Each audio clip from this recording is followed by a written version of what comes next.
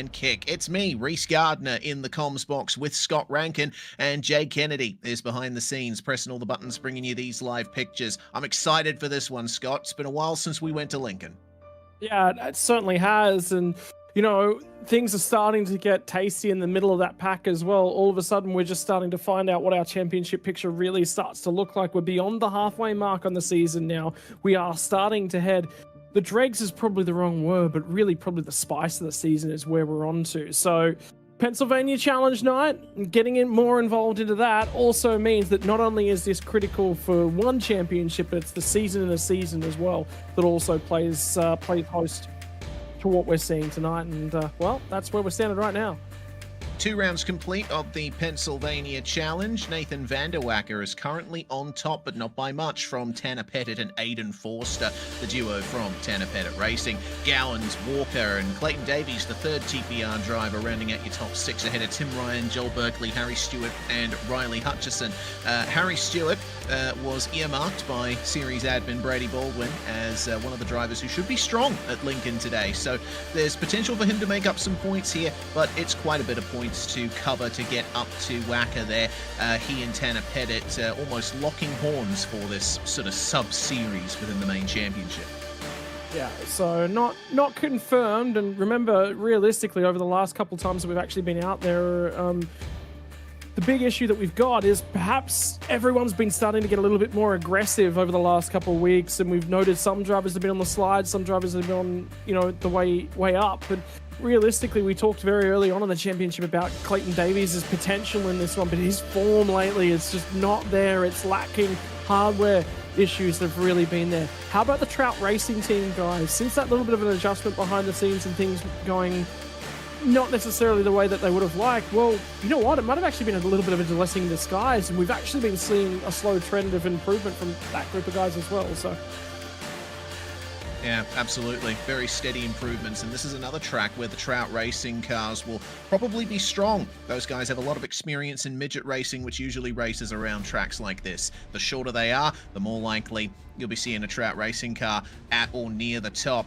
But some very steady fights going on all the way through this field. Zach Rattray White, he had some great form early on in the season. He's been struggling to get the consistent run of great results that he would want. Currently sits in 8th spot there. Needs to get free. O'Reilly Hutchison and Darcy Walker there at the back end of the top 10. Well, first look at relegation for this season. Of course, the top 30 will get invites to next season, but the drivers outside that top 30 cutoff, they're going to have to work their way through the qualifying series again, and there's some big names down there. Joel Berkeley in particular, just outside the bubble, Scott. yeah, which is a big one I wasn't probably expecting. I mean, again, we've really seen probably Joel Berkeley's splash in the pan style season as well this year. Nick Mithen, I mean, he's just not been lucky this year in terms of things, and that results probably kind of reflect that. Gary Redcliffe's actually had a couple of like splash in the pan, again, real big results that he'd be really happy with. So he's probably a little bit further up in these standings than he probably would have started the season expecting. And how about that big result from Craig Dunn a couple of rounds ago as well? And again, that sees him on the positive side of that cut line. Yeah, it's amazing how much a single round or just a couple of rounds can really define your season. It's going to be a tight bit of competition there for that bubble to be in the box for next season. Just 7 points in it there for Joel Berkeley to make up. Well, the practice and hot laps presented by NBS 3D Printed RC and Slot Car Customs have just concluded, and we are about to get into qualifying presented by SimWrap Market. Fastest time from the hot laps was Blake Walsh. He's looking strong here today on a 12.8 second lap. Gotta wonder how much they will push the margins ever further in qualifying. We'll see them jump out and see what they can do around Lincoln Speedway, already emerging out onto the track and seeing how much they can do to put themselves further up the grid. A quick look at the track while we're waiting for the live pictures to come.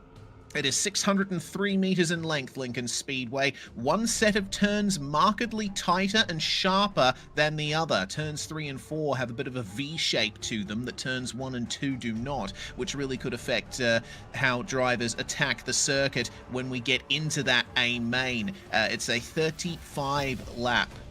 It was a 35-lap A main in 2025, and Blake Walsh was the one who took victory last year. So already a good start to tonight's running, Scott, him putting himself P1 in those hot laps. Yeah, and I was getting a little bit of a feeling that we might see a return to form from Mr. Slick Track from 2025. Just that run of 4 results he put together on that real slicked out track where the car and the tires came to him really, really late once that grip bailed away from him. Bigger engines as well. You know, we've only really run the smaller package over the last couple of times that we've actually been here, and you know, this is a really, really good opportunity. If this race goes down well, mate, again, we can put on the best racing that the sim has to offer, and we can be confident in terms of that because, like you said, challenging nature to both ends of the track, one end rounded, one end a little bit more V-lined. It's going to take that driver that manages to put it all together. Quick look at the format tonight as well. We're only going to have 4 heats for today, with the top 5 from each heat transferring to the A main. Those heats will be 8 laps each. The C main and B main, 12 and 15 laps respectively.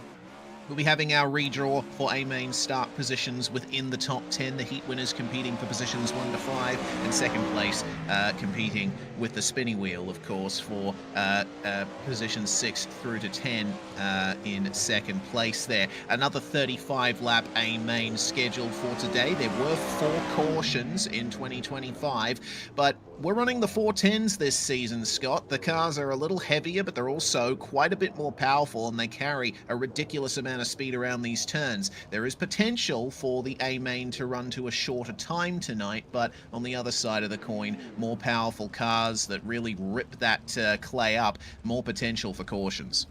Yeah, certainly, and the bigger thing is more speed, more energy carrying into those corners, and effectively the same package. You're right, it's tiny little bit extra weight. You can just see the challenge of just trying to put the lap together. There's the 28 machine trying to line up and throw a lap together at this point in time. That wasn't a solid turn 4. I was really sort of just questioning whether or not he was going to be able to actually put this one together out of turn 4 again. That's a much better lap that time through. See if it comes through for Thomas Mitchell, and not necessarily going to be the lap he was looking forward to. Currently slowest on the list of standings right now, but this is one of the drivers that we're waiting to try and set a lap. He's going to try and get out there and rip it. I can also tell you Aiden Forster's actually gotten the barriers on one of his qualifying laps, so this now comes down to Tanner Pettit. See if he can actually put it all together. Yes, well, a 12.8 on his first run. That was good enough for P5 in the session, but across the line he'll come again, and he won't improve. Ethan Foley to the top on a 12.7. That's the first time we've gone under 12.8 tonight, so look out for Ethan Foley and the rest of the drivers at Trout Racing Team. Rusty O'Neill is making his way to the line now in car number 11, and his first lap will put himself in 18th. Actually, that was a second, so that's not ideal for him. A 12.9 there as Aiden Forster goes to second. Yeah, and that's the second of those 7. So there was only 2 drivers capable of doing it. Paul Bryan was 3,000ths of a second off of getting into the 7. So challenging qualifying. And Forster was able to put it together, but Tanner Pettit, I saw him in the barriers. He only got 1 stab at that lap because he had to abort, come back and try again. Yeah, difficult session for many out there today. We've also got a couple of notable absences here. I don't see Tim Ryan in the session. I don't see Joel Berkeley here, or Nathan Van der Wacker for that matter. So this is going to be pretty much open season for drivers to grab extra points. Just before we get into the grid for the first of our heats presented by Mono Creative, let's go through our Speedway draft standings here. Now, I've lost a few points over the last couple of rounds in our little comms box competition here, Scott, but it seems we all have faith in Aiden Forster. Yeah, it was. I mean, that's the thing at the end of the day, wasn't it? It was going to be a little bit of a mixed bag of who we picked out of there, but from there on out, really, really different in terms of what the picks were looking at. Blake Walsh didn't get a strong qualifying performance together for himself, which means he needs to do some work in the heats. But having a look around, it's starting to become a little bit more of a spread style pick. There's some really strong names that are popping out towards the bottom end. But how about Rusty O'Neill? You guys both going for that Rusty O'Neill pick down at the bottom end of the order, and Jay will he's not out of the results yet. I mean, it would take a miracle for him to get back here, but hey, we've seen that happen. It's motorsports, baby. Anything can and will happen. Yes, starting with the first of our heats here, Ethan Foley on pole alongside Craig Dunn. An excellent performance from Dunn in qualifying, P5 there. Kelly Carman and Rylan Dixon are your second row with Joel. Actually, Joel Berkeley is here today. My apologies. Was looking a bit too far down the order. Fifth place alongside Gavin Chatham there with Leeson, Granger, Gosley, Walker and Baker rounding out the 11 cars to take to the start of heat number 1 here. Pace car has already pulled into pit lane. It's a very early pit entry here at Lincoln, so the drivers have a full half a lap here to get themselves set up for the start, and looks like there was a bit of a check-up there between the Trout machines, with Ethan Foley slightly backing up Kelly Carman, but into turn 1 they come, and it's looking good at the front, but not at the back. There's been a coming together between Nash Granger and Darcy Walker. Yeah, so work to do for both of those guys, and now it's Rylan Dixon who's actually just made himself a little bit of a mistake. Trent Gosley is falling all the way back to P7 at the moment. He'll be looking to try and cut his way back through. Bailey Leeson's one of the drivers who's on his way forward in terms of the heat, currently holding down that final transfer spot. 2 spots up from where he rolled off from. Berkeley made good ground early, but starting to slide back through the field just a fraction. We're seeing a lot of middle to low line running at the moment. Drivers will be moving closer up to the top as we find our way through the session. Brady Baldwin was actually saying to me before we went live that they were thinking of basically running the top end to try and stop the top from being so powerful later on. We'll see how that works out. For now, they are all going for that fastest line possible, and it's looking good, looking regular throughout this entire field. Not really any close fights happening at the moment, but over the last couple of laps, we might see a couple of drivers take a bit of a lunge. For now, it's still Ethan Foley in front by 8/10. Kelly Carman actually got a little bit high off of turn 1 and 2 on the current lap, and that made a little bit of a mistake. Opened the door for Joel Berkeley to come through. We're going to move to 2 to go as they cross the start-finish line this time by. Back to 1 and 2. And Berkeley's managed to hold the momentum from the high side. There's actually a layer of slick. You just saw it in the entry down to 3 and 4 as they cut through to take the white flag for heat number 1. Gavin Chatham on the outside looking in of that magic top 5. Bailey Leeson, I think, has a good enough gap to keep him back. Ethan Foley taking dominant victory here in the first heat of the night at Lincoln. Fantastic stuff indeed from the number 14. Craig Dunn will keep second place. Joel Berkeley moving from 5th to 3rd in the end, dispatching Kelly Carman off those podium spots. Bailey Leeson working his way from 7th place to make it into P5, and he will be the last of our drivers from this heat to transfer through to the feature. Unfortunately, Gavin Chatham missing out. He's going to have to work his way through the alphabet, but we know he's quite capable, the American, in the 99. Ahead of Trent Gosley, David Baker, Rylan Dixon, and Darcy Walker. Nash Granger, unfortunately, caught up in the contact with Walker, and 7 laps from the end, he was out. It's time for Heat 2, though. And it's Aiden Forster on pole position for this one alongside Matthew Stables. This is going to be quite the interesting matchup. Both very strong here today, with Matthew Gowans starting in 3rd alongside Casey Hamilton. Aston Hurley has got Harry Stewart for company on row number 3. Clayton Davies starting P7 in this heat. It wasn't the best qualifying performance from him. He'll be looking to work his way up. Brock Thompson starting alongside him, with Thomas Mitchell, Blake Walsh, and Hayden Vickers, your last 3 cars to make it 11 for the start of Heat 2. Yeah, drivers that I'm expecting to be pressuring to work their way up. Walsh in particular, who incidentally didn't get a time in qualifying. I'm looking for him to be strong here.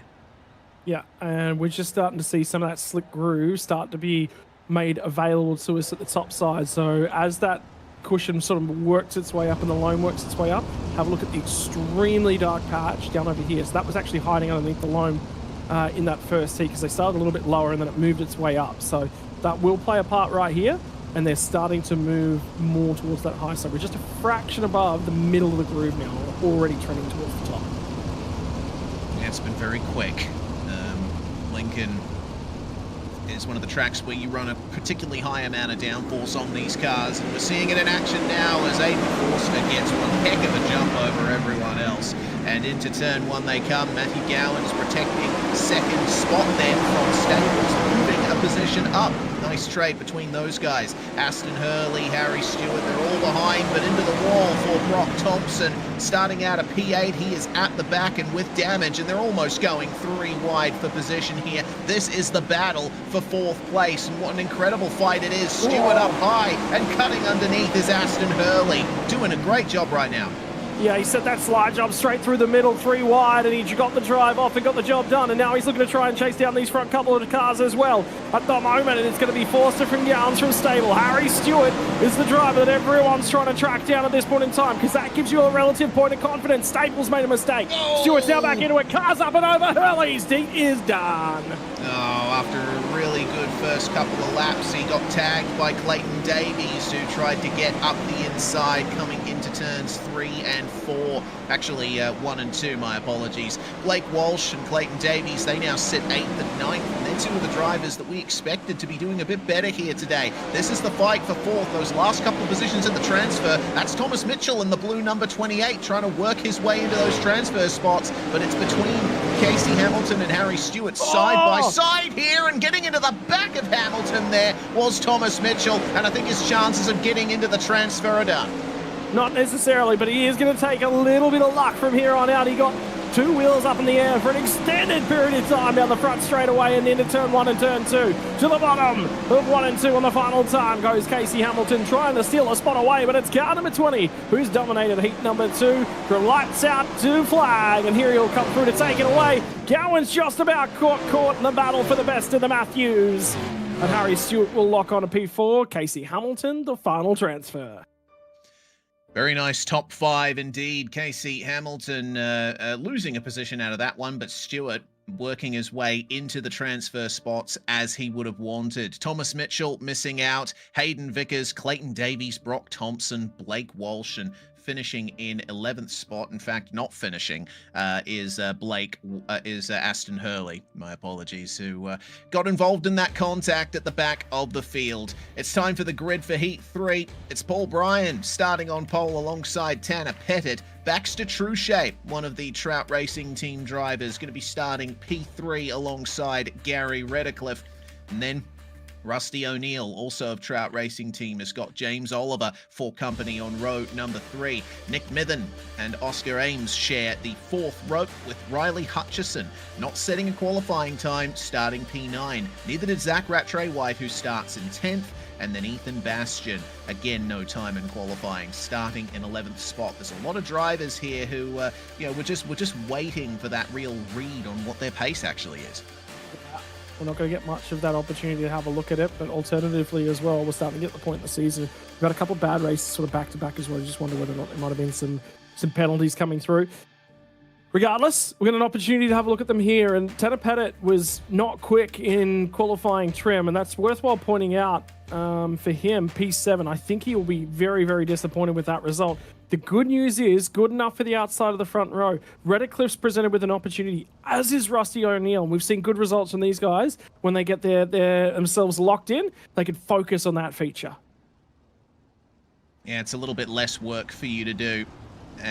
But by the same token, you're also on the outside looking in as to how the track evolves through the remaining heats and the C and B mains. So 6 of one, half a dozen of the other. 11 drivers in particular will be making their way to the start-finish line here. Paul Bryan getting away all right, but he's already getting harassed by Pettit, who tries to cut underneath, but at the bottom there, Baxter Trueshape going for the lead and sliding up past Paul Bryan. It's going to be a dicey battle between those 3 at the front. In fact, we could probably put everyone else in with them. Gary Redcliffe and Rusty O'Neill side by side just behind as well. I was nearly 3 wide, and now it's going to be bottomed up for Baxter Truchet. Was trying to lock in that position. In the meantime, Tanner Pettit's got to the bottom. He's managed to skittle the pair of them and get through. Finds the berm on the outside of turn 1 and turn 2. He's going to manage to run away with it, and that might be the last that they see of that car in their rearview mirror. Paul Bryant's going to try and lock himself in a P2. Got a good drive that time by Rusty O'Neill. Comes through. I said watch for him when he can try and get this transfer spot done. No, he's gotten into contact. He's going to have that contact with Baxter Truchet. Now on the outside as well. Hutchison goes through. My word, this one's been messy. Oh, it has, and unfortunately it looks like Zach Rattray-White got caught up in the sort of tail end of that incident, and that's a disaster for Trout Racing Team. They had drivers working beautifully up the top half of the field, but now Truchet and O'Neill both out as a result of that, and Nick Mithen's out as well. Oscar Ames not able to even make it to the end of the first lap, unfortunately. Only got a couple of laps remaining, and it's a much reduced field that we see here at the moment. Ethan Bastian holding on to 5th place off Zach Rattray-White, and it looks like Zach's not going to be able to close that gap in the time remaining. Final lap underway here, pretty much done in and dusted for Tanner Pettit. He has led pretty much from the start, and all he's had to do is work that high line. He'll come away with the victory in heat number 3 by a solid 2 1/4 seconds over Paul Bryan. Riley Hutchison, James Oliver, and Ethan Bastian round out your top 5. Not bad for Ethan Bastian, considering he started at the very back with no qualifying time to his name. Zach Rattray-White is going to miss out on that, with Redcliffe, O'Neill, Truchet, Mithen, and Ames also joining him there. And for Zach Rattray-White, it was a lap 1 incident with Oscar Ames that had both of them sliding backwards down through the field. So both of them would not necessarily be the happiest about that, because there was a position in the feature that went begging as a result of that. Indeed, it's another issue for those drivers to work through as they try to secure their place on the A-main grid. John Schultz is on pole position for the final of our heats today. Lachlan Rogers is alongside him on that front row. Henry Fenson starting in the top 3. Andrew Stables is going to start in P4 there. That is Matthew Stables' brother making his first start of the season. Brenton Hobson and Daniel Boyd are 5th and 6th, with Nathan Norman and Lachlan Mead in 7th and 8th. Only 10 cars for this one. Dan Grimshaw and Kobe Noonan are your final row of the grid. One less car than we've had for our other heats, but honestly, this is such a tight track that 10 cars is about all you need for a good show. All you need for a good show if they can go side by side. Don't forget, Daniel Boyd's running on a little bit of a high this week. It's been a very, very long time since car 79 went to the podium on Monday night. Might have been a NASCAR, does not matter. He was celebrating like a madman, as was the entire team alongside of him. They are all going to be riding on the wing of that 79 machine. He was hoping he could translate some of that for a quick transfer to the feature tonight. Righto, order up into your 5 rows. This is a good opportunity for John Schultz. He's looking quite strong at Lincoln here today. A smooth start as the green flag flies, and Henry Fenson will try and get up the inside of Lachlan Rogers there. Lovely use of the low line there from Fenson. He got some great momentum as Schultz is apparently struggling for keeping the car straight up the top there. Those ruts and slick there up the top is really playing havoc with the balance of these cars. The number 2 of Nathan Norman bumping Daniel Boyd wide, and that's created chaos in the midfield. Hobson gets into Noonan at the back, and Hobbo will have to make sure that he avoids that in the future. Dan Grimshaw has just been cut, and now he's been elbowed up and over the fence, and Grimshaw will be done. I think that might have been Andrew Stables who slid it with someone. I'm fairly certain it was a wider car, and I'm fairly sure that was Andrew Stables. What it does mean is that John Schultz has got the lead of this heat. Henry Fencer's going to be chasing him. Lachlan Rogers, Nathan Norman, Kobe Noonan's going to manage to go and sneak through and take P5 away from his teammate. Could it be Noonan's opportunity to try and sneak a feature transition away? The team would love to see the pair of these guys just a hair further down the road, with a lot of opportunity still left on the table. And with that run up the inside, Henry Fenson has taken the lead of the heat from John Schultz. Kobe Noonan and Lachlan Rogers still in lockstep for 3rd spot. And We see Daniel Boyd still on the outside, looking in there, trying to make his way past Kobe Noonan to get into the magic top 5. Schultz is starting to come back at Fenson. He's working that outside line nicely now in response, and I think the bottom might be starting to fall away a little, at least in the mid-corner, but we've only got a couple of laps left, and I'm seeing some big lunges up the front. Lachlan Rogers is trying desperately to get closer to our top 2. Yeah, white flags now come out in the air. Henry Fenson's got control of them as they take it. And now all of a sudden, huge moment for John Schultz. He's in a transfer spot. Think about just locking it down, mate. Make sure that you get your way out of the heat. Drag race to the finish line, and it's going to be car 2 on the bottom, beating out the car 02. Nathan Norman will take P3 away. Car round at the back. It's the 16 machine of Lachlan Mead.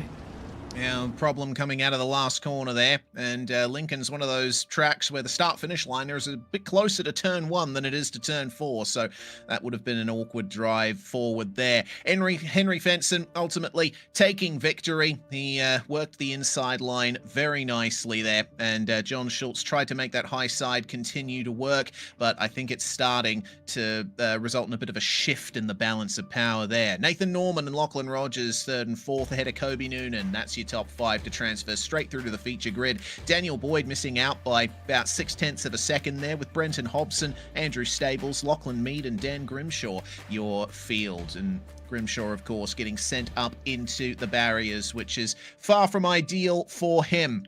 It's time now for the C-Main, presented by Wimmera Dry Cleaners. Ryland Dixon is on pole position for it, with Brock Thompson alongside. Baxter Truchet missing out on a great result in his heat. He is going to try and redeem himself, starting 3rd for this one. Lachlan Mead is alongside him.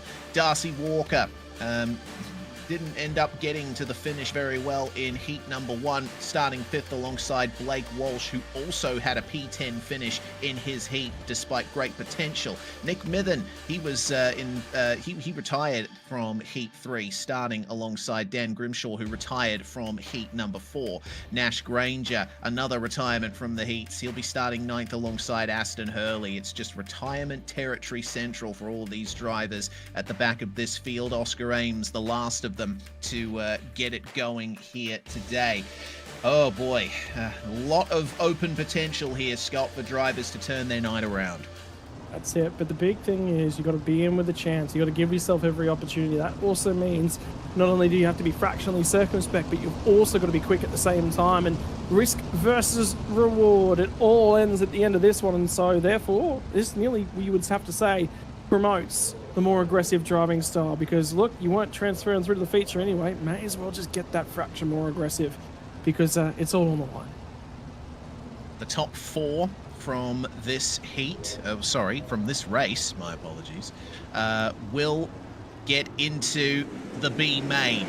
So now is the opportunity to keep your night alive. Green flag away, and we are going. Ryland Dixon holding on to the lead from Baxter Truchet, but Brock Thompson not too far behind, and he's managed to work it up the inside. 3 wide with Darcy Walker down low, and there's a coming together between Blake Walsh and Lachlan Mead. They are both heavily damaged, and Lachlan Mead missing his front wing there. No grip coming into these tight corners, and Blake Walsh getting involved in another problem there. Aston Hurley getting sent up and over the wall, I think. Yeah, Hurley just come in low, drifted up high. There was no grip on the front end of car number 97. His night is necessarily going to be done. Dan Grimshaw at the moment is out of qualifying potential, and that one's been ruled as on Blake Walsh as well. So his night is certainly over, even if it was all but over at that point in time. Truchet is showing that speed that we thought he might be capable of at the moment, up at the pointy end of things. With a little bit of clear track, all of a sudden, car number 34 working quite well. His lead is 0.4 of a second over Brock Thompson. Ryland Dixon here in the last transfer spot to get through to the B main, the top 4 from which will transfer through to the feature, but he's in trouble. Dan Grimshaw getting up the inside, looking to try and keep his night alive. It's a neck-and-neck battle between the 62 and the 75 as the race is about to reach its halfway point. A few more laps to contend with here. More opportunity to make moves, and Grimshaw is nose ahead into turn 1. Unless Ryland Dixon is able to make that high line work even better, I think Grimshaw might just have this. It seems that low line is where you want to be. Well, the thing is, Dixon's actually been getting quite sideways as he gets halfway through, particularly off 3 and 4. Now he's going to switch back to the bottom side. The problem coming up and off the bottom out of 1 and 2 is it narrows up a little bit in terms of the groove. You can't get the drive off. Now it's the inside barrier for Grimshaw. That's going to present the opportunity. Dixon's going to slam the door closed. Yeah, a bit too early turn in. Not the optimum trajectory there for Dan Grimshaw. Can he redeem himself from that? Flinging it into turn 3, getting the rotation out of the corner beautifully, straightening it up and launching out of the corner to the high side, feeding that right rear to the wall. Momentum is with the 75, but Ryland Dixon keeping track position beautifully here. It's going to be 2 laps to go when they cross the line, and I think, yeah, Dan Grimshaw with some great battling there and a great run out of the corner, just about managing to dispatch Ryland Dixon, but here comes Nash Granger. Yeah, starting to buy his way back into the piece. There's going to be 2 more laps left to run. It's going to become 1 as they come back past the start-finish line. Grimshaw got a little bit sideways back in the opposite direction. This time sails it off down into 1 and 2. It's going to be Truchet from Thompson Walker, but this is all over one final spot. Grimshaw tries to take the line away, and that might have cost him. And I tell you what, Rings, you called it from a mile away. I don't believe it. Nash Granger picks the pockets of the pair of them.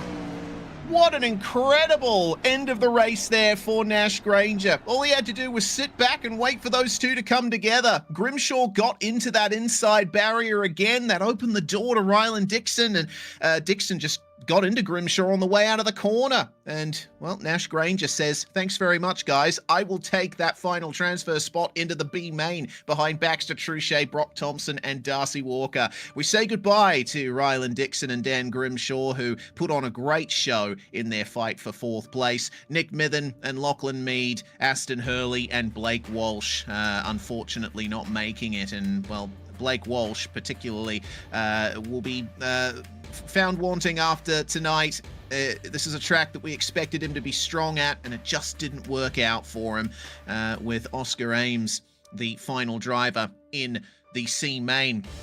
All right, it's time for the B main now, presented by McSlide Race. Gavin Chatham on pole with Thomas Mitchell alongside.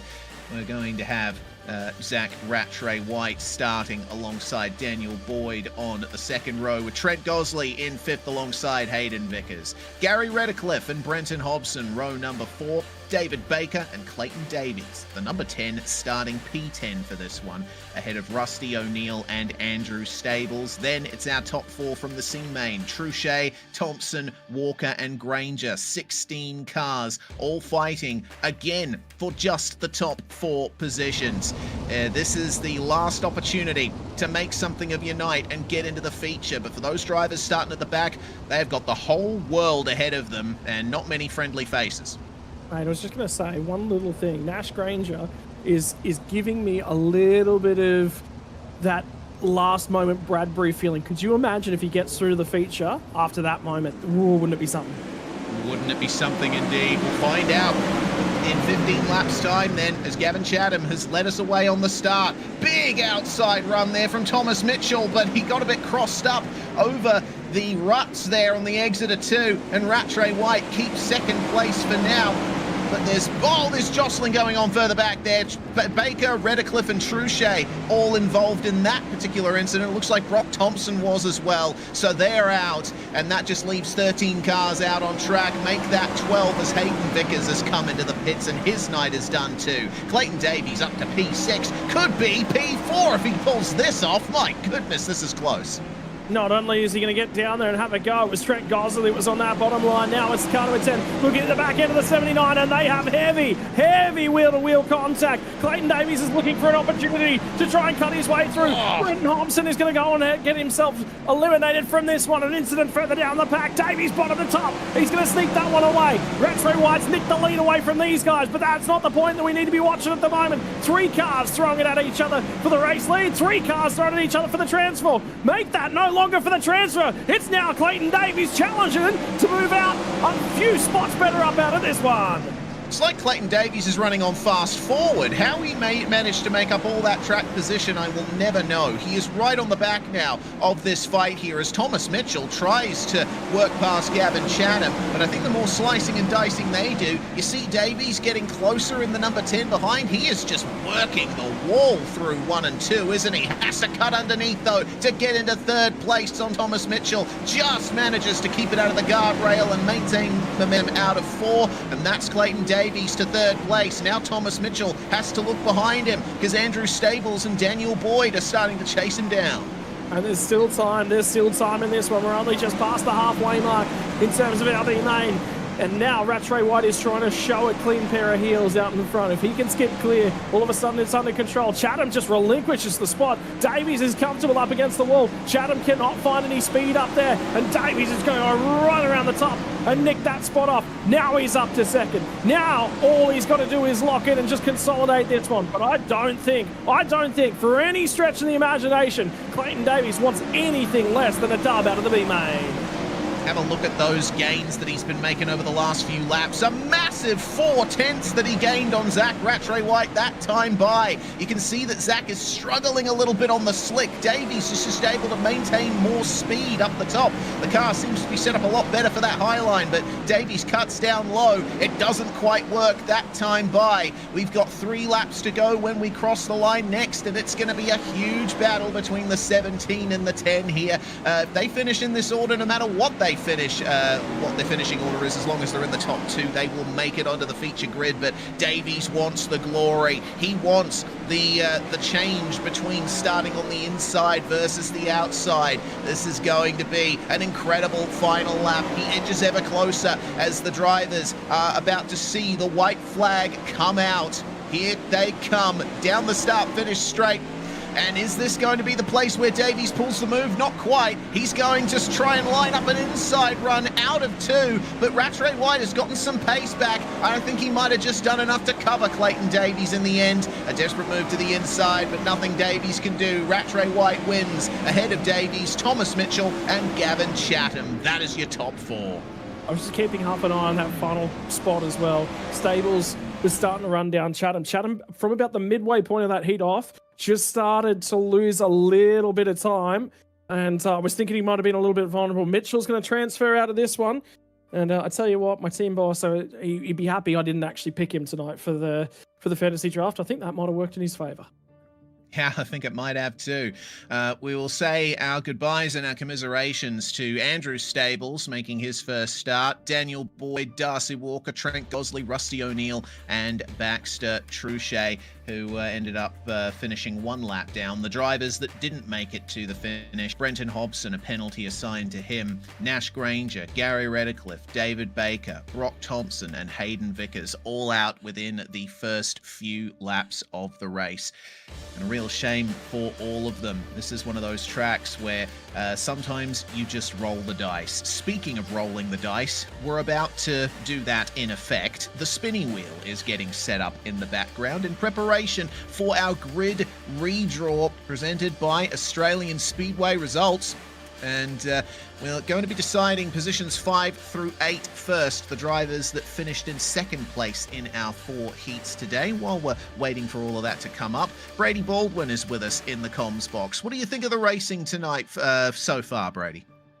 Up and down, to say the least. Some really good racing, some average racing. I don't know, just with what we have on the current iRacing build, it's pretty hard to make a track pretty racy, but I think we're pretty close at the moment. I think we might use a bit of the warm-up to try and slow down the top a little bit more and hopefully at least have a 2-wide racetrack for a 35-lap feature. We shall see indeed. So deciding positions 5 through 8 from our second place finishes in the heats. So our contenders are going to be Craig Dunn, Matthew Gowans, Paul Bryan, and John Schultz. All 4 of those drivers having potential here at Lincoln. Schultz in particular, a big surprise for me because he hasn't really been near those podium positions in the last few rounds.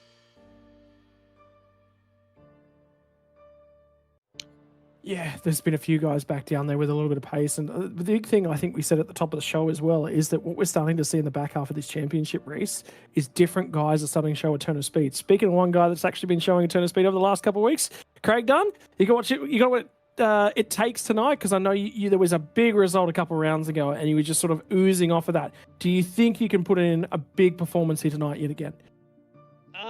I'm not sure, mate. To be honest, I'm just happy to make the show. Lincoln is not a great track for me, so we're just gonna go out, see what we can do, and hopefully stay alive. That's the plan. Just keep out of trouble. All right, the wheel is spinning, and we'll see where Craig Dunn starts. Whether it's going to be 5th or 8th, we'll need to wait and see. It is just missing out on 5th spot for you, Craig. 6th place is yours. You'll be starting outside 3rd row. Cheers, guys. Sounds good. Let's see what Craig Dunn can do from there. Matthew Gowans, the next driver to join us here. So 6th place has already been taken. There is one spot still available on the high side, but I'm wondering if you prefer to start on the low side here at Lincoln. Probably 8. I want 8 if that's still available. So outside. All right, that's what you're gunning for. We'll see if that's what you get. That yellow segment on the spinning wheel flashing past. Slower and slower still. You got what you wanted, Matty. You're starting P8. Sweet. Sweet. Thank you very much. Lovely stuff. Next up, we got Paul Bryan in the comms box with us. It's going to be an inside lane start no matter what here, Paul. So I guess it's just a case of what your track position is going to be like on this initial start. Yeah, I would have rather the outside, but you take what you can get. I'm just happy to be in here, mate, and we'll take it easy for the first few laps and see what happens.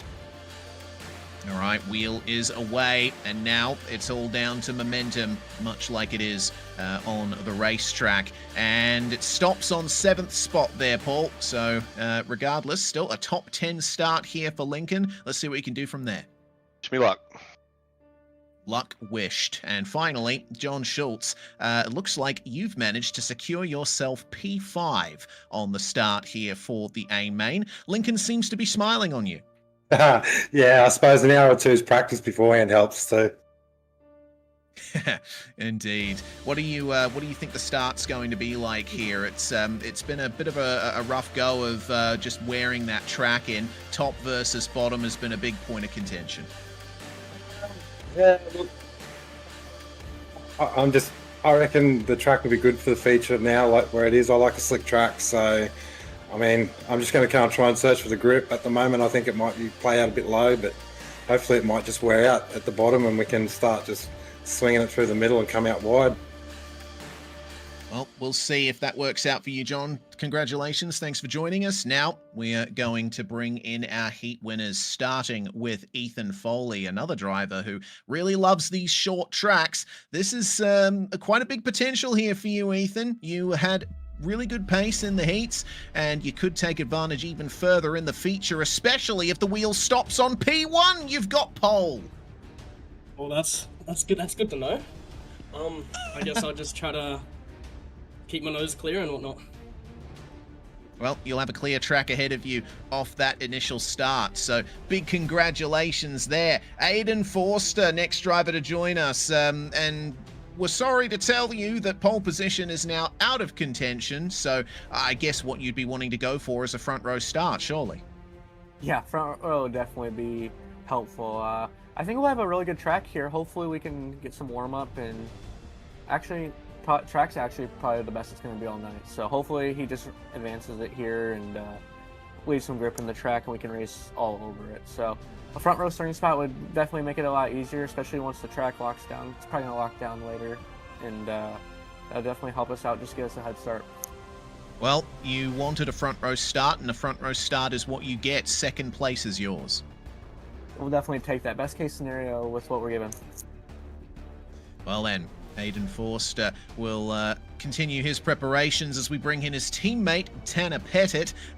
Second row, locked in here, Tanner. Question is, inside or outside? Man, doesn't matter to me. Where we start, really, top four is good, 1 through 4, and just go from there. 35 laps is a long race. Well, looks like third place is going to be what you're grabbing. So right behind your teammate Aiden Forster, I'm sure it'll be a very strong two-pronged attack on that race lead. Hey, yes, sir. Should be a fun one. Looking forward to this race here at Lincoln. As are we. And finally, we bring in Henry Fenson. And it's going to be a fourth place start for you, Henry. Your form at these short tracks continuing to bring the fantastic pace. Yeah, I like when the bottom's in. Kind of helps me out a lot. So as long as I can keep down there and keep it in for most of the feature, I should be all right. All right, holding on to a top 5 would be the optimal scenario in that case, Henry. Congratulations, thanks for joining us. We'll leave you to continue your prep. Thanks, guys. And with that, that is our grid, Scott. We got Foley and Forster on our front row. What a great matchup. So there's two things I noticed during that. Number one is, did you guys see a wild Joel Berkeley's car just roll in front of the graphics and then maybe hit a wall? He's clearly not all that focused tonight. But secondarily, the heat winners went in literal heat order. Ethan Foley won heat 1, Forster heat 2, Pettit heat 3, Fenson heat 4. When was the last time we had that happen? I actually don't think we've seen that happen. It's been in history. No, I can't remember that. Everyone who was asked what position they wanted ended up getting the position they wanted. So, I don't know. Maybe I'm turning into a bit of a good luck charm myself. Racing available on Monday night. I need a crew chief. Oh, dearie me. Well, before we get into the meat of this, this is the record of winners in this championship in the past when we've come to Lincoln. And, well, 3 winners from 3 different races. And Blake Walsh in particular, their most recent winner, he's not going to get the chance to repeat that here tonight, but Harry Stewart and Clayton Davies are still in it. So we could see our first 2-time winner at Lincoln here tonight. Yeah, I mean, first opportunity, but you've also got to remember Walsh's didn't make the feature. Clayton's got to come from down towards the rear of the field, and Harry Stewart hasn't been looking all that agile of late. He's just not been up to his best game. So, a lot of work to do, certainly for sure. But yeah, it's going to be a tricky one, I think, tonight. Drivers are just out there doing their final couple of practice laps, helping to wear the track in a little more for the main starting grid. So we'll go through that full order there. As we said, Foley and Forster in your front row, with Pettit and Fenson on row 2. John Schultz starting P5. He's got potential for massive points here today, as does Craig Dunn starting out of P6, ahead of Paul Bryan and Matthew Gowans. Joel Berkeley, first driver to not be affected by the spinning wheel, will round out our top 10 with Matthew Stables, and then Hutchison and Norman 11th and 12th, Carmen and Stewart 13th and 14th.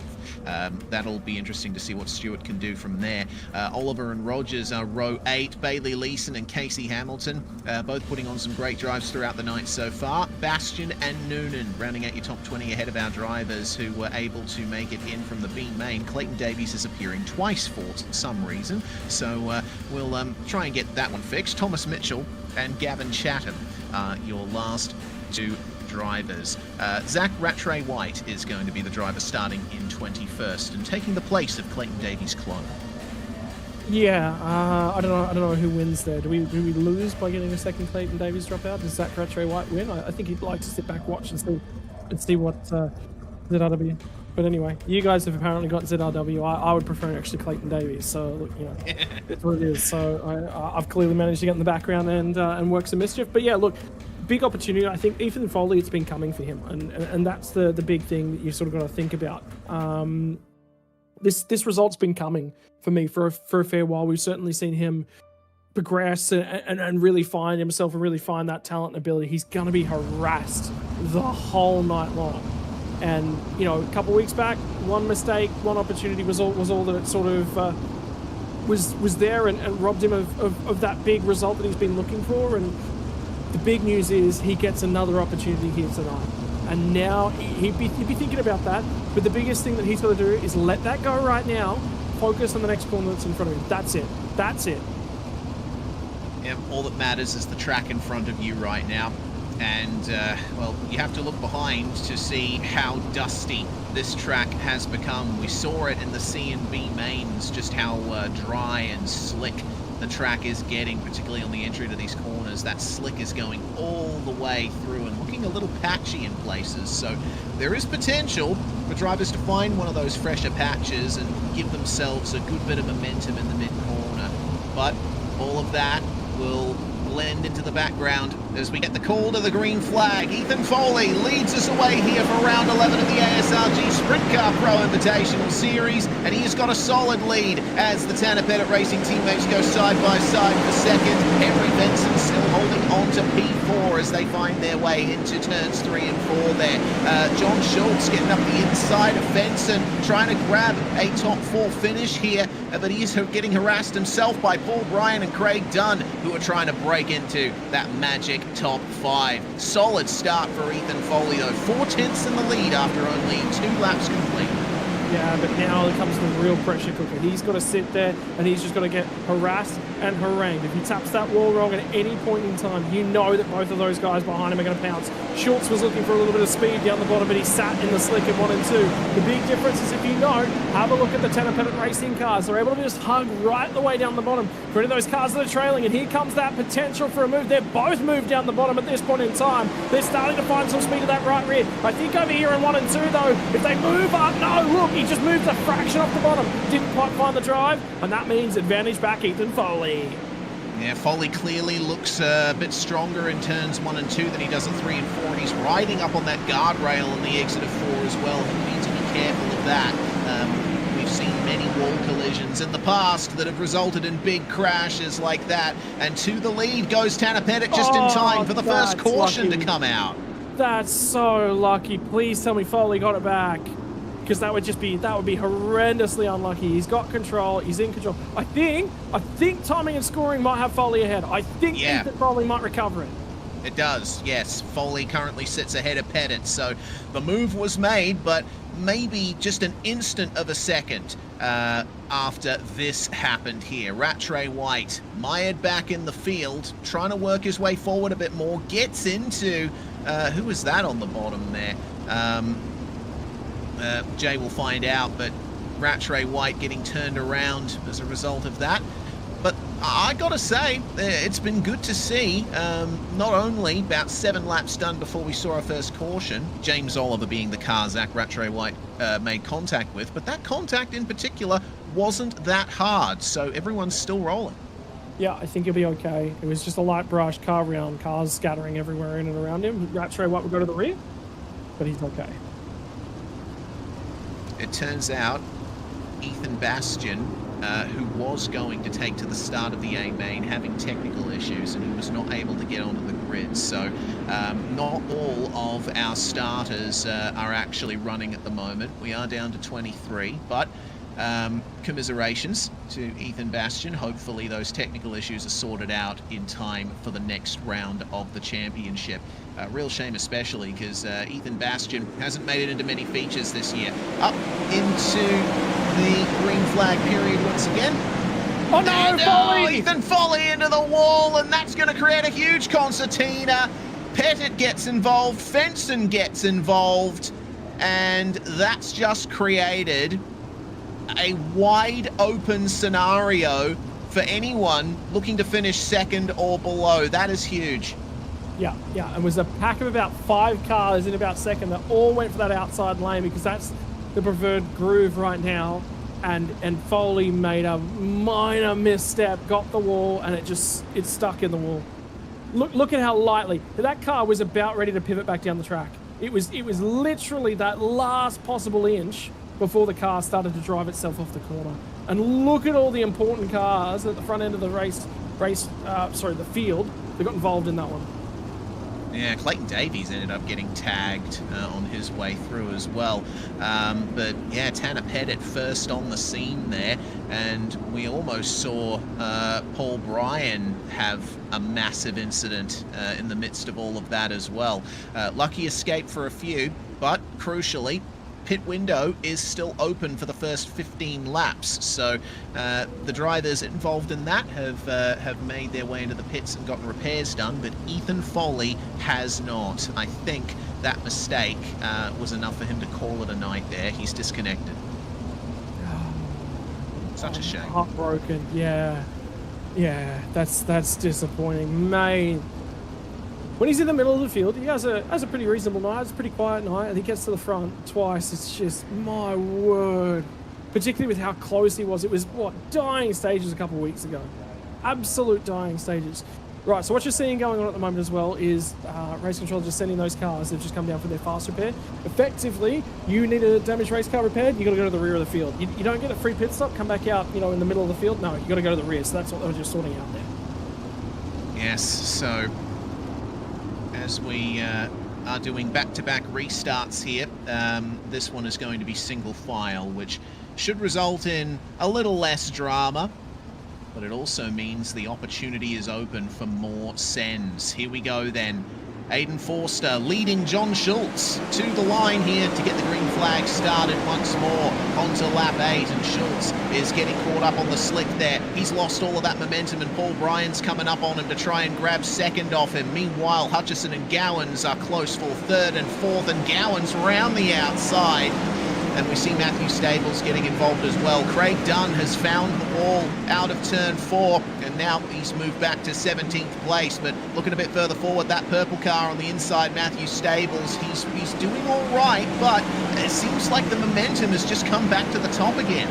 Yeah, John Schultz was trying to move up a little bit and open the corner exit up. Now Paul Bryan's going to skate through and grab P2 away. Here comes Gowans moving all the way up the top. Bryan's trying to seal the deal and make sure that he wraps that one. There's a little bit of a lane where there is some loam to find with that right rear tyre before you hit the hard pack. And now all the way to the bottom of the racetrack for Matthew Stables trying to find a way through. That door got shut closed. So more space now between the cars left to right, at least at the front of the field, certainly not here. It's a massive pack of cars headed up by Kobe Noonan and Zach Rattray White. Yeah, Stables. Oh, Gowans, yes, Gowans with a bit of a problem there. He falls back to P10, could be P11 if Gavin Channon gets past him here. We move back to John Schultz, who's trying to keep people behind, but another pause in the action. The cautions just come back out, and it looks like Kelly Carman was the one to bring it. Yeah, right down at the tail end of the field, unfortunately.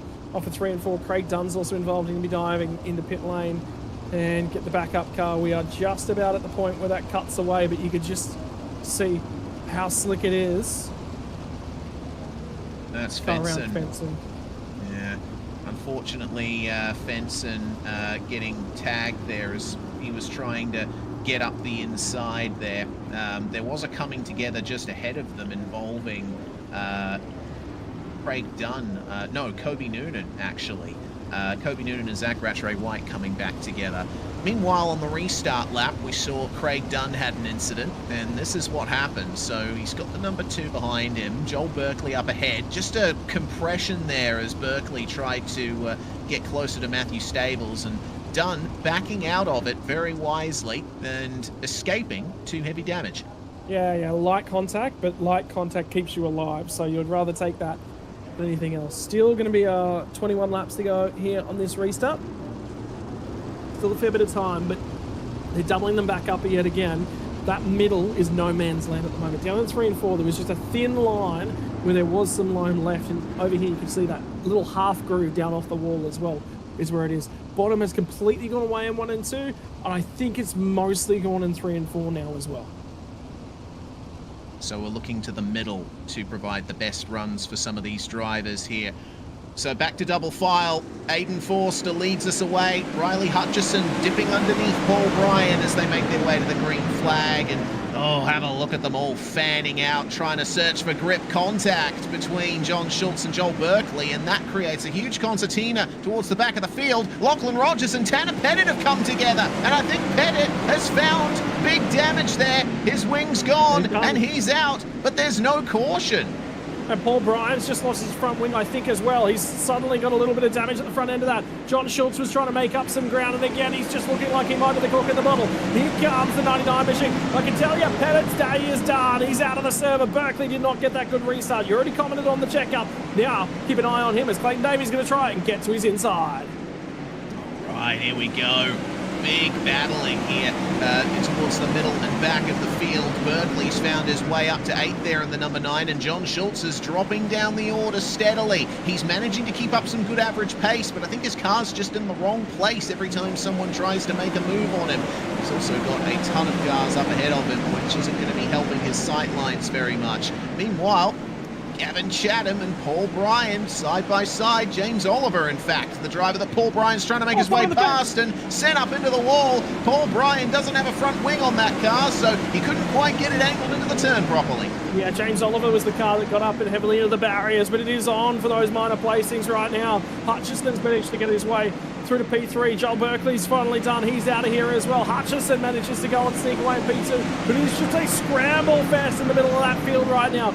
Gowan's had great opportunity. One light mistake over in turn 2 has cost him significant amount of track position. Now he's trying to recover it. That was Berkeley up and over as well.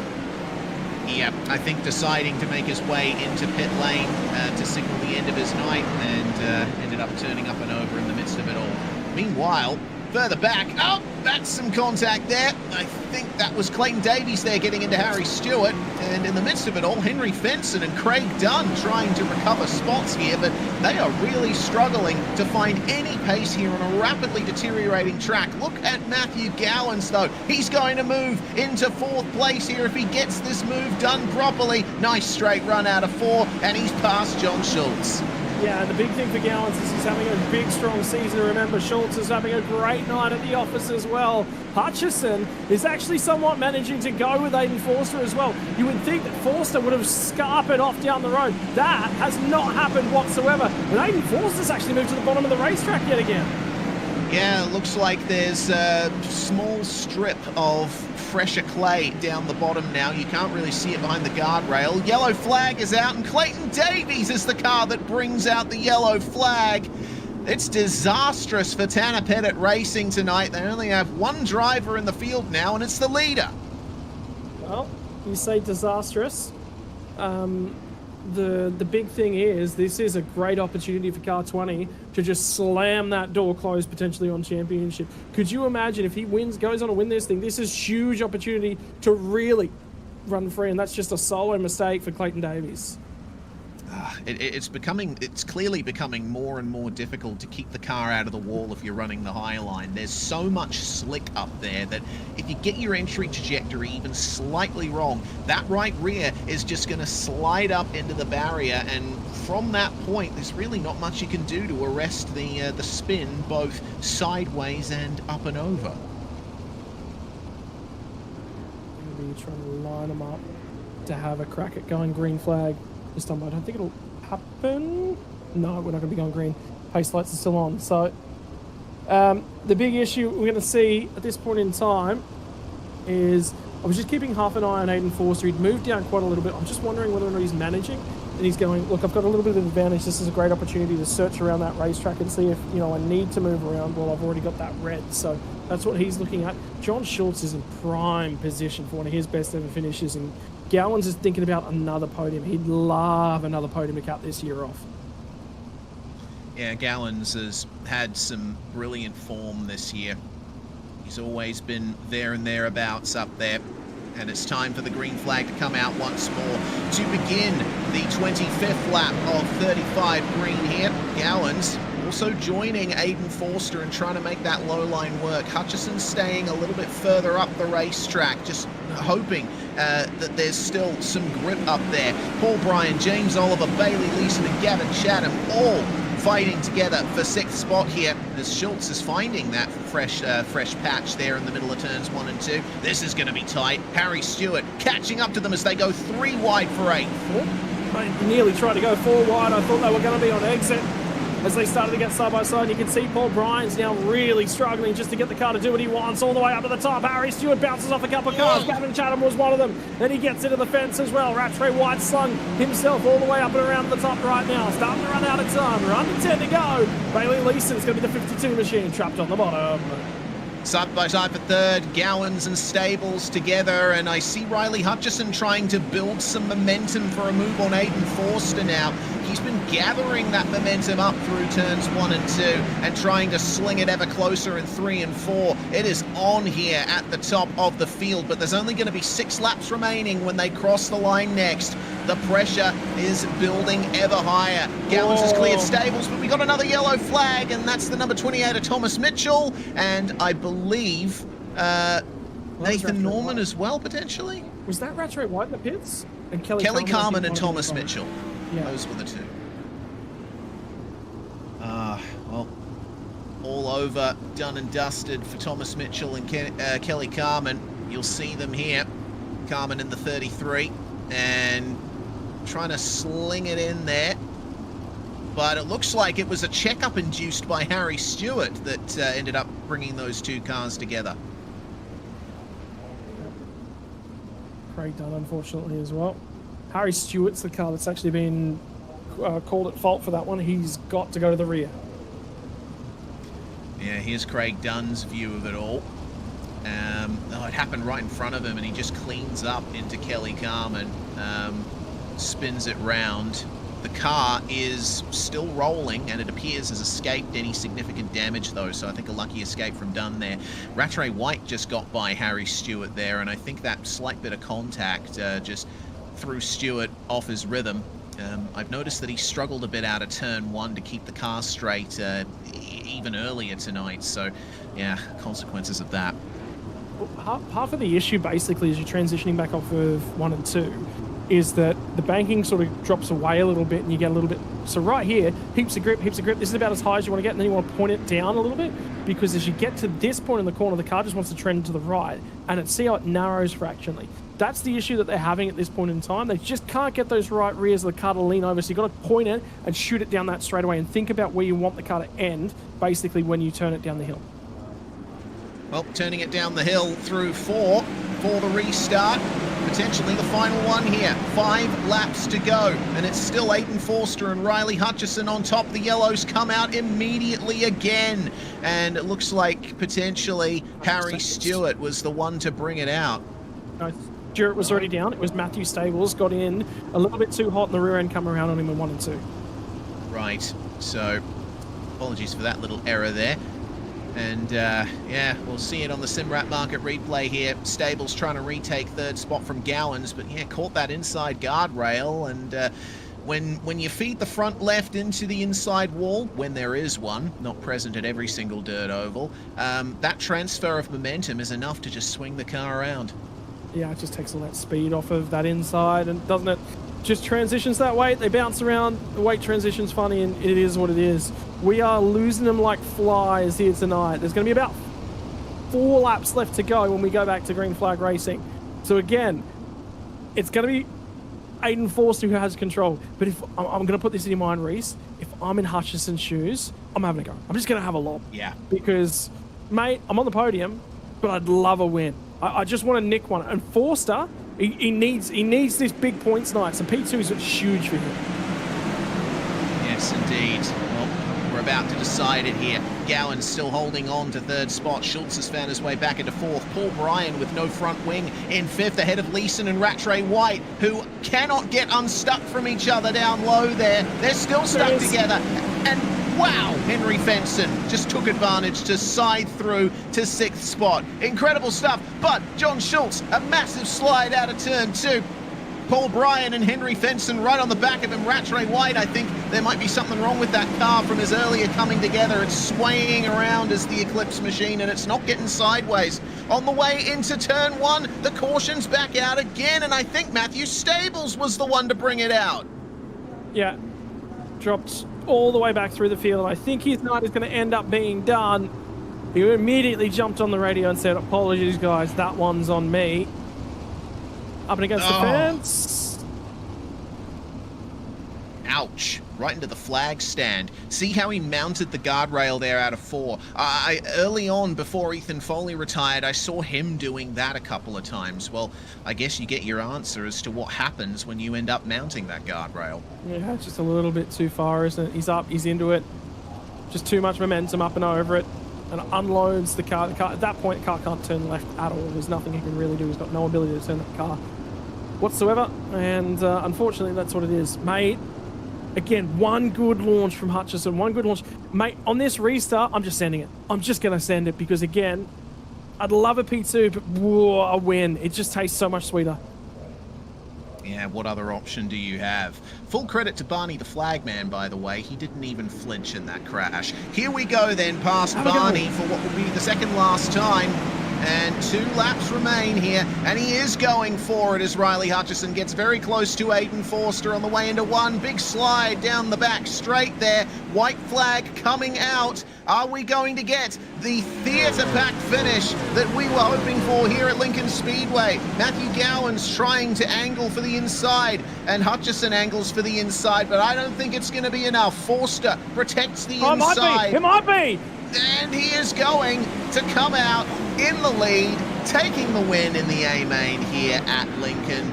Another maximum points night in the cards for Aiden Forster. 2/10 in it ahead of Riley Hutchison, who really put on a fantastic attack. My word, I thought for half a moment Riley Hutchison was going to have a go at him because he just carried so much momentum off of turn 3 and 4 that time by. And it just enough for Aiden Forster. I reckon if he'd have ripped that fence like the best time he had done so far tonight, he probably would have got him, but it needed perfection. And it just wasn't able to do it for Hutchison.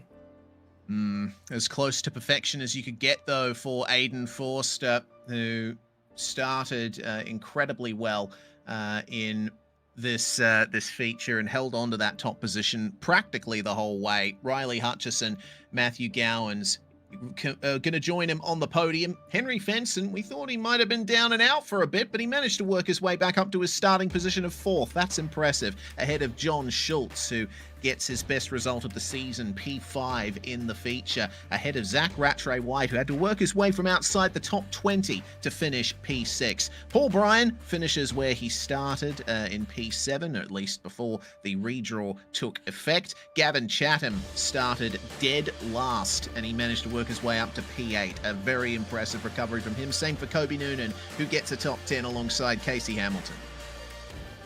Yeah, outside of the 10, though, we're going to get back into the guys that all of a sudden started having nights that were a little bit off kilter. James Oliver, Bailey Leeson, there was opportunity for him. Craig Dunn as well was also in a great spot at some points throughout the night. Nathan Norman's going to be the last car home on the lead lap. How about that? Only 14 cars home on the lead lap here tonight. They won't necessarily think back on this one and think about it in a positive mind. Matthew Stables 3 laps down, retired himself a little bit early. Harry Stewart at 7 alongside Kelly Carmen and Thomas Mitchell all involved in that incident. Between them all, Clayton Davies at 12 and Joel Berkeley 17. Indeed.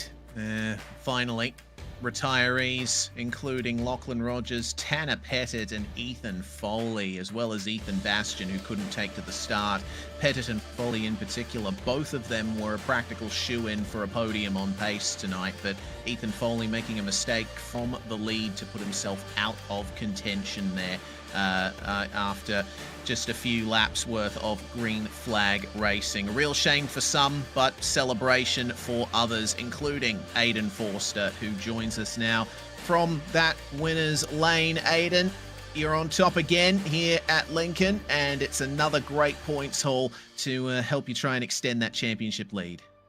Yeah, definitely another good night.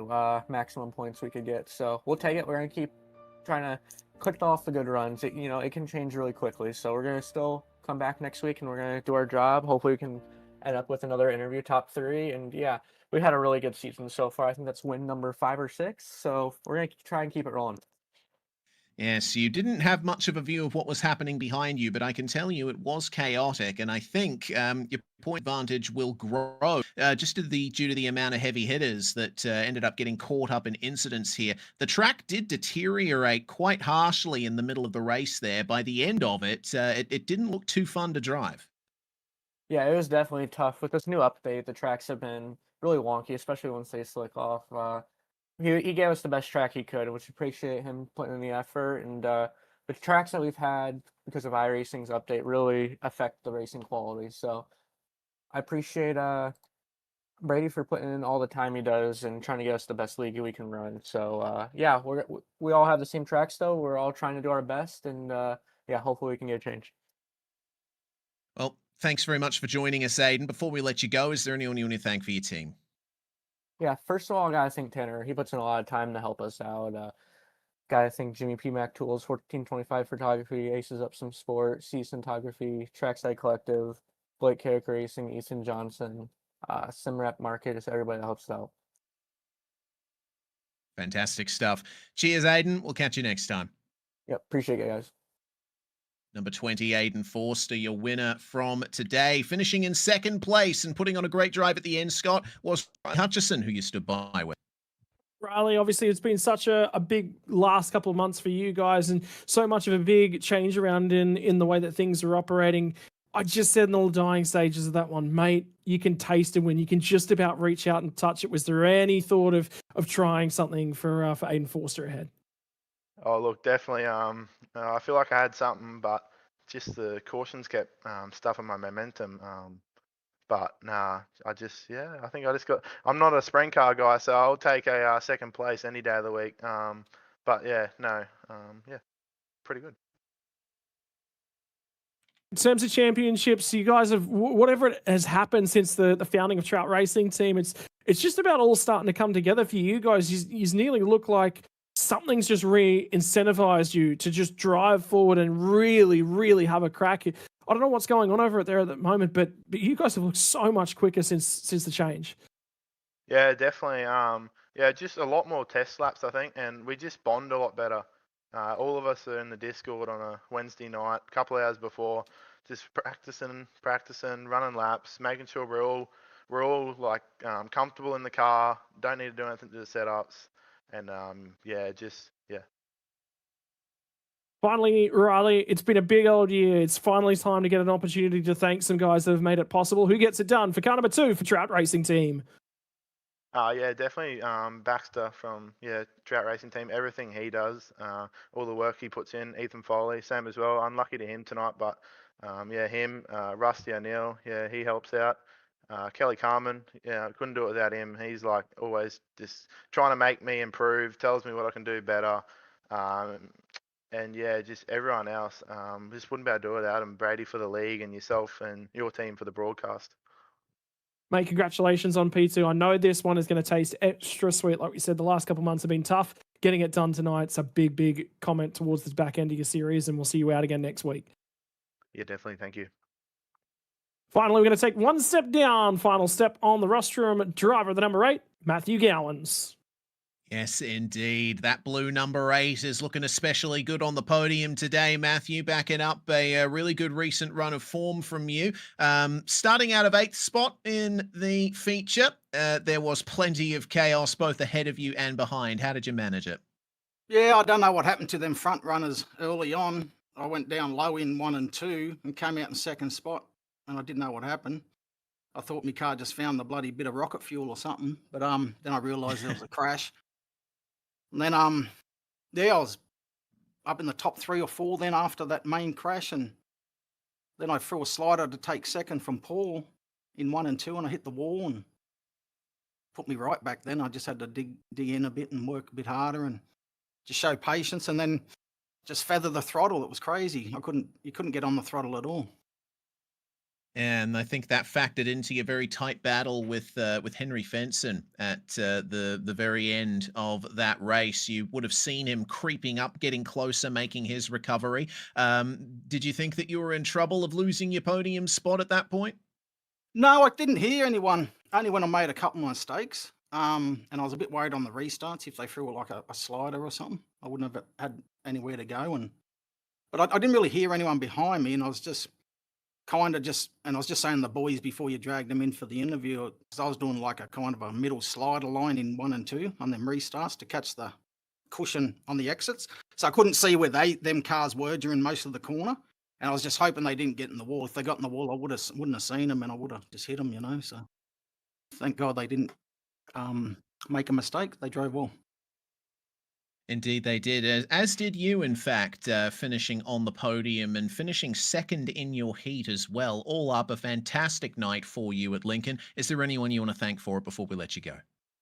Yeah, thanks to the lads at Old Man Racing, Dan, Craig, and Weston, and for Dan building the setup, and Brady and the other admins helping him out with this event, and you lads putting on the stream to give us something to watch tomorrow.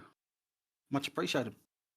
Certainly hope you enjoy the show, Matthew. It was certainly an active one. We'll catch you in 2 weeks' time at Eldora Speedway.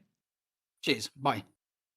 Number 8, Matthew Gowans, the last driver on the podium here today. Well, honestly, Scott, Lincoln turned it up again.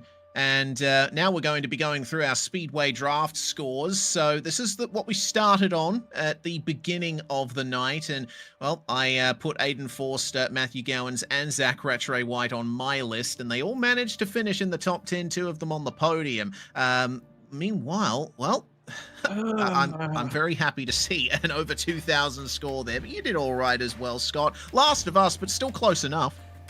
Oh, yeah, but I've dropped 237 points. It was just starting to get tight, and you could just sniff an opportunity, and yeah, it's gone lurking. But I also said, just keep your eye on Jay, because, I mean, he's the underdog at this point in time, and we all love an underdog story, and I can hear him barking, and I can hear him barking closer and closer and closer. Is that Jaws music I just heard start? There we go. Yeah, that's Jay. That's Jay sniffing at the back of us as he's creeping up on us there. Jay getting the best Speedway draft score in the SimSpeed booth for today. Remember, this is going every single week of the season. You can head on to speedwaydraft.com. Registration is completely free, and it's totally free to play as well. Pick your teams and try and get the best score. For the next round of this championship, we're going to be going to Eldora Speedway. The 19th of August will be when that's taking place. This is, well, if Knoxville is the home of sprint cars, I think Eldora is the holiday house, so to speak. This was one of the first big dirt ovals to get on iRacing, and it's going to be a fantastic night. But we've also gotten the lead up to that, a massive amount of events at Mount Panorama Circuit and the rest of the ASRG series. The Moser Pro Porsche Invitational, racing at Mount Panorama. You'll be behind the wheel for that one, Scott. And then the Logitech G V8 Pro Invitational. It's going to be their Bathurst 1000 on the weekend before we go to Eldora. Yeah, just we do need to confirm as well that it is the Co-Driver Clash on the Friday night. On the Saturday night, it is the Dev Series in qualifying, and it's also... So here we go. That's about it. This is exactly what our V8 Supercars week is going to look like, but it's not all V8 Supercars. The first opportunity to get out there and get around in anger is actually going to be from some Boxster engines. It's going to be the 6-cylinder Porsche Pros, and I'll tell you what, racing at the mountain is interesting. There could be a traffic jam on lap 1 at the cutting, and that might start us off in the right mode, maybe the wrong mode for Bathurst week, because you get that flavor for it, don't you? Co-Driver Clash on Friday night, an opportunity for the co-drivers to get their all-important time on track and a golden ticket. Will it be available this year? Well, haven't been confirmed of yet. Could find out before next week is in. On Saturday, though, all about qualifying. That first out session, but it's not the only one of the night. That sets the back half of the field. It's the top 15 that then get their opportunity later on in the evening. But even so, we've got some more support action coming away. And then 1,000 kilometers, 161 laps of hallowed racetrack. We all know how this one goes, and it kicks off Sunday, August 16 from 11 a.m. Indeed, that's 9 a.m. for those of us here in the West. It's going to be an incredible week here in the middle of August for the Australian Sim Racing Group Series. But for sprint car action, we will have all of that taking place after all of this Bathurst action in the Porsches and the V8s. We certainly hope that you can join us for it. Eldora always turns it up. It's one of my favorite tracks on iRacing. But round 11 here at Lincoln Speedway taking place, and going to Aiden Forster, who will continue his magnificent run at the top this season. One of the few Americans in the field, but he's really taken it to all the Aussies and Kiwis here in 2026. Let's see if he can do the same when we go to the big house at Eldora. My name is Reese Gardner. It's Scott Rankin alongside me in the commentary box, and Jay Kennedy behind the scenes. Together, we comprise SimSpeed TV for this particular round of the ASRG Sprintcar Pro Invitational Series. We'll catch you all next time.